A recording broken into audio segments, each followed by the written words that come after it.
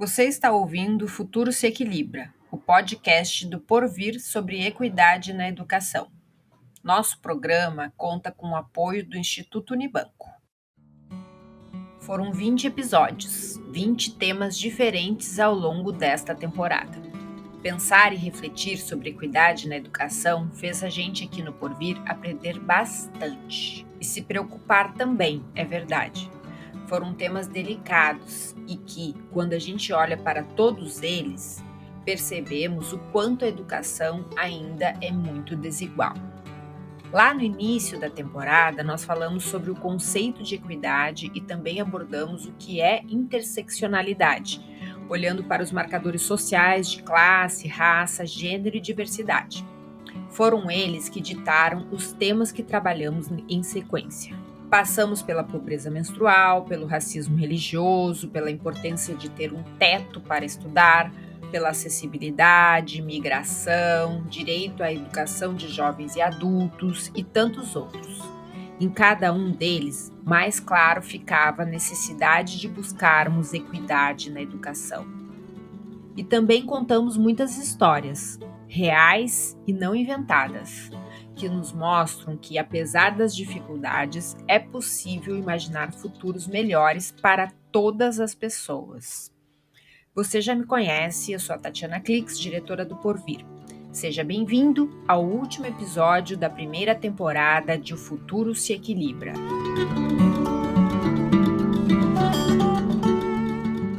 E falar sobre equidade passa por lembrarmos de conceitos que já foram discutidos e exemplificados aqui no podcast.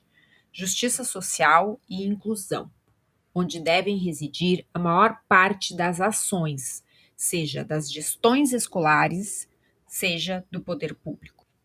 E não poderíamos encerrar esta temporada sem olhar para um aspecto muito importante para a garantia da equidade na educação: as políticas públicas. Ações individuais são necessárias, mas a partir das políticas é que conseguiremos garantir direitos a todos e todas. No episódio de hoje, quem nos acompanha nessa reflexão é a Ana Penido, diretora executiva do Centro Lehman. Quando a gente fala de inclusão e justiça social, a gente precisa considerar essas duas concepções na formulação das políticas. A gente precisa entender se as políticas que a gente está desenhando tornam esses direitos que elas estão propagando ou viabilizando realmente inclusivos para todos e se a gente está eliminando qualquer tipo de barreira ali naquele próprio desenho da política. O que geralmente a gente faz? A gente faz a política para o estudante mediano e depois a gente tenta fazer os puxadinhos para resolver o problema daqueles que não se encaixam. Mas essa preocupação com a equidade, ela tem que vir a priori, no desenho original da política, e a gente não faz isso. Uma outra coisa que a gente precisa considerar é que tem 3 questões aí para a gente observar. Primeiro, na hora do desenho da política, a gente tem que pensar na distribuição dos insumos. Então, os recursos, eles estão sendo distribuídos equitativamente, e o equitativamente na distribuição dos recursos não é distribuir igualmente para todos, mas é distribuir, inclusive, mais recursos para quem mais precisa, né? Os serviços estão sendo bem distribuídos porque, por exemplo, numa escola em que tenham mais alunos com dificuldades socioeconômicas ou com dificuldades de saúde mental ou com dificuldades de relacionamento, você precisa, além do serviço da escola, oferecer outros serviços para que essas crianças, adolescentes e jovens possam estar em condições de usufruir do direito à educação ou do serviço que a escola está propiciando. Então, a gente precisa pensar na questão da distribuição dos insumos. Por exemplo, os professores. Os melhores professores têm que estar naquelas escolas onde os alunos estão com mais dificuldade de aprender. E a gente ter, talvez, professores menos experientes, onde você já tem, né, escolas com estruturas pedagógicas, inclusive, mais assentadas, mais estabilizadas, mais efetivas. Vale relembrar que equidade é isso: dar mais para quem precisa mais. Uma segunda preocupação são os processos. Então, a gente, por exemplo, precisa pensar nos processos pedagógicos. Que processos pedagógicos não estão funcionando para alguns grupos que são historicamente excluídos ou alguns grupos que estão com mais dificuldade de aprendizagem ou de desenvolvimento integral, para que a gente possa rever esses processos pedagógicos à luz da necessidade específica de cada grupo. Eu não estou falando necessariamente de você dar aula de um por um, né? Mas a gente sabe que tem grupos com características específicas que precisam ser endereçadas. Então, por exemplo, hoje um dos maiores problemas da educação no Brasil é o nível de heterogeneidade de uma sala de aula. Tem alunos com diferentes níveis de aprendizagem ali e, às vezes, o professor fica trabalhando na mediana mais uma vez, oferecendo o mesmo processo para todo mundo. Como é que você analisa, né, faz o diagnóstico de onde cada aluno está em relação à aprendizagem daquelas competências que você precisa desenvolver com aquela turma? Como que você vai, inclusive dentro da própria sala, né, enturmando esses alunos para endereçar algumas necessidades prementes e depois você desenturma, quer dizer, não é que você vá estigmatizar ou rotular estudantes, mas você precisa, de fato, ter esse olhar da especificidade. Então, os processos precisam ser pensados no nível pedagógico e a gente precisa também pensar outros processos, né? Então, como é que você pensa, por exemplo, os processos que estão relacionados ao clima escolar? Quais são os grupos que estão estigmatizados dentro da escola e que você precisa desenvolver processos para que essas pessoas se sintam mais acolhidas, para que elas se sintam mais respeitadas e valorizadas dentro do universo escolar? Como é que você pode definir os processos até de transporte escolar, considerando as crianças que têm deficiência? Como é que você vai pensar os processos de planejamento, por exemplo, para que os professores possam ter tempo de identificar quem são esses alunos que não estão aprendendo e possam desenvolver estratégias específicas para essas crianças, adolescentes e jovens? Então, pensar os processos também sempre com a preocupação da equidade. E, por fim, os resultados.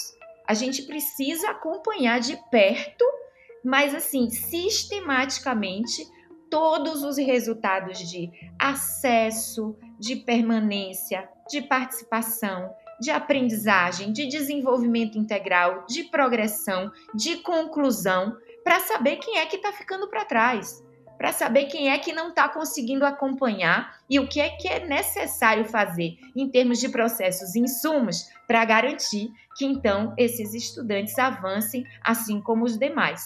Claro, a gente precisa considerar que o ótimo, né, o ponto de chegada é diferente para cada estudante.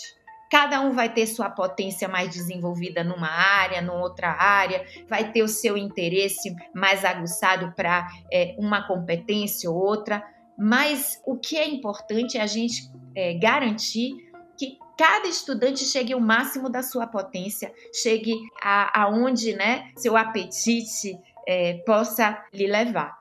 A escola é um espaço que deve possibilitar que a equidade ocorra e não ser o local onde as desigualdades são aprofundadas. A inclusão está no centro da equidade. É o ponto de partida, e isso não pode passar despercebido para quem pensa as políticas públicas educacionais.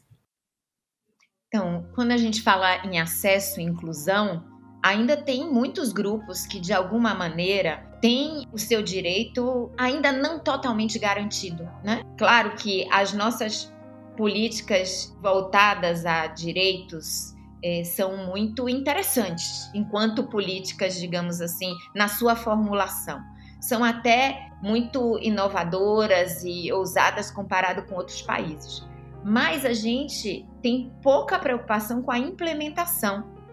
Então, não adianta a intenção da política prever a inclusão se a implementação não prevê, né? Então, a gente ainda tem dificuldade de garantir acesso a grupos que estão ou em lugares mais remotos ou que têm algum tipo de deficiência que dificulta até o seu transporte para a escola. A gente tem muita dificuldade de garantir a permanência, né? Então, muitos estudantes evadem pelas mais diferentes razões e muitas vezes são razões absolutamente evitáveis. A própria escola teria governabilidade sobre isso, né? Por exemplo, estudantes que saem da escola porque se sentem ameaçados dentro da escola. E a gente ouve muito isso, por exemplo, por parte de grupos LGBTQIA+. Estudantes que saem da escola porque se sentem desmotivados pela própria maneira como são tratados pelos educadores. Então, tem muitas pesquisas que mostram que os educadores tratam diferente estudantes que eles, de alguma forma, rotulam ou que já vêm rotulados, né? E aí eles se sentem menos encorajados e autoconfiantes.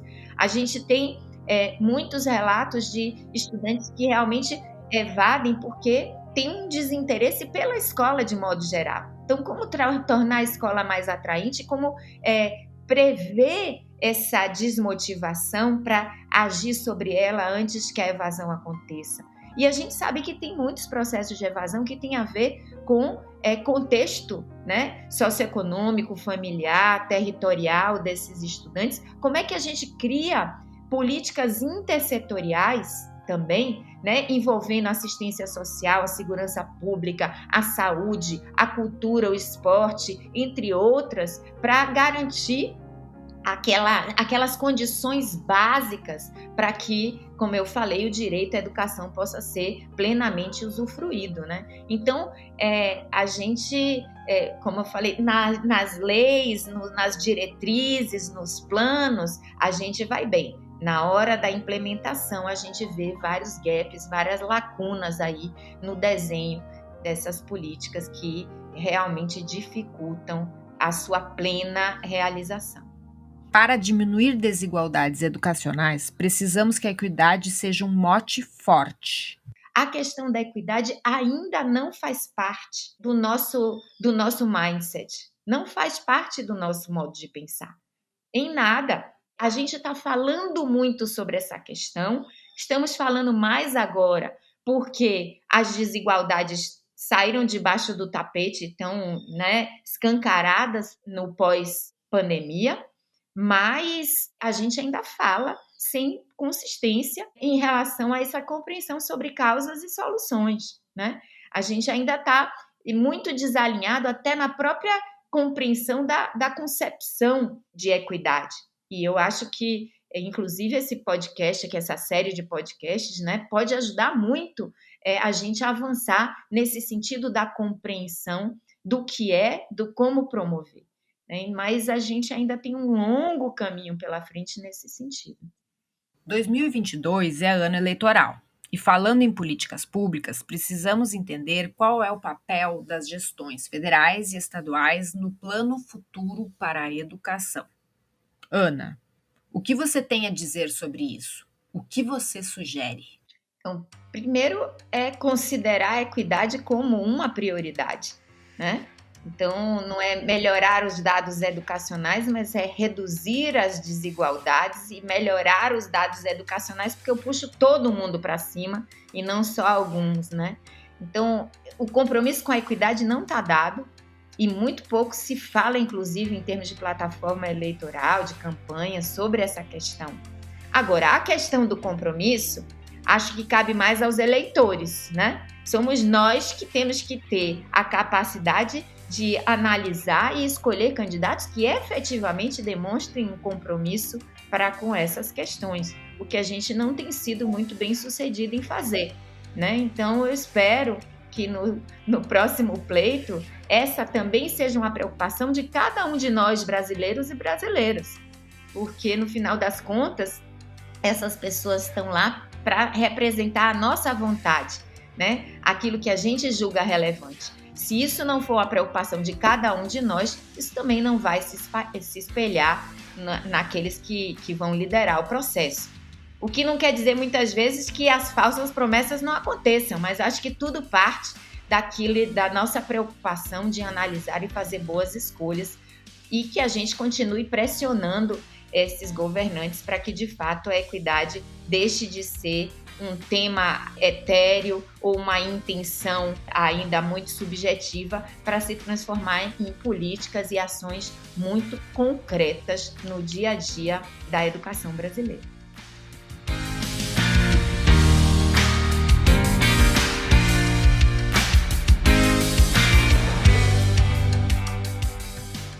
O certo é que, compreendendo a importância de se buscar equidade na educação, não podemos deixar de esperançar, com os pés no chão e olhos aguçados, sem ignorar os problemas existentes.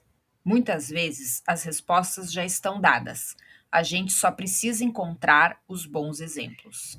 Eu acredito que é possível mitigar as desigualdades educacionais no país porque existem redes que estão fazendo isso, estão conseguindo garantir aprendizagem, desenvolvimento integral com qualidade para cada um dos seus estudantes, das suas estudantes. Se alguém fez, isso significa que os outros também podem fazer. A gente tem que acreditar que todos os estudantes são capazes de aprender. Independente do seu contexto familiar, socioeconômico, independente das suas características individuais, se a gente não tiver altas expectativas em relação à potência, à capacidade de desenvolvimento desses estudantes, a gente sempre vai tratar desigualmente, e desigualmente no sentido pior do termo, né? De prestar mais atenção a uns que a gente acredita que tem mais potencial e negligenciar outros que a gente acha que estão ali só para, estão na escola só para receber uma merenda, para não estar nas ruas aprontando, que é um discurso recorrente que a gente ouve. Então, assim, se a gente não acreditar e se importar com cada aluno que está dentro da sala de aula, que está dentro das escolas, a gente não vai ter esse olhar que realmente consiga encontrar as soluções, os caminhos para promover a equidade.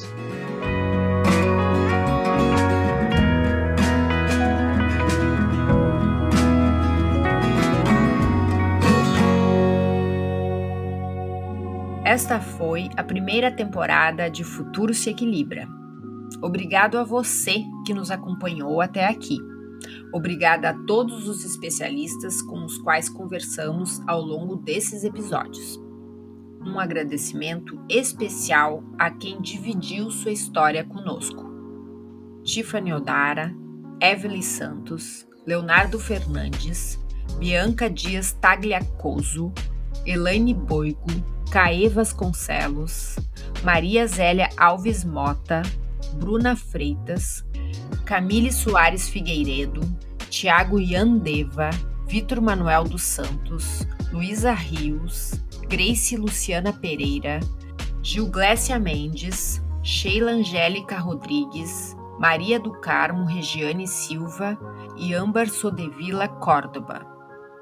Obrigada à nossa equipe de atores e atrizes, Ana Paula Black, Flávia Souza, Rodrigo Diodé, Gustavo Melo Cerqueira e Sarito Rodrigues.